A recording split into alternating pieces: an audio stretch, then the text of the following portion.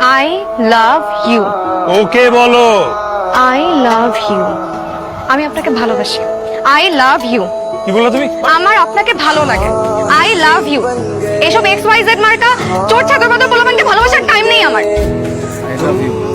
দেখে দেখে দেখে আমি তোমাকে এত ভালোবাসি, আর তুমি কান্না কান্না বুকে ভেতরে। এটা তো আমার না।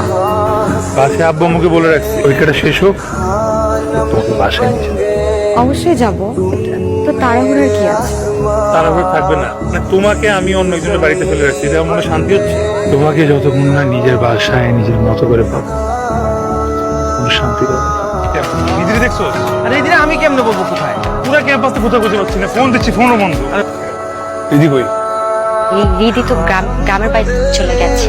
আর গ্রামের বাড়ি চলে গেছে মানে কি উল্টাপাল্টা কথা বলছো? যে দিদি আসলে এই কটা বছর আপনাকে শুধু ইউজ করে। নিয়ম নেই অ্যাড্রেস দেওয়ার। কিসের নিয়ম নাই? কে বলতে নিয়ম নাই? কে নিয়ম বানাইছে? আমার অ্যাড্রেস লাগবে, আপনি জেনে ম্যানেজ করেন। ম্যানেজ করেন।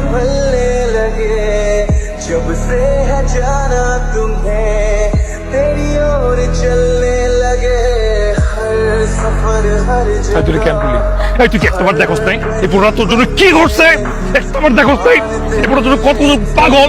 3 দিন রাত 3 দিন মারাই দিছি আমি তোর জন্য, তারপর তুই কেমনে করলি আমার সাথে? তুই কেমনে করলি আমার সাথে?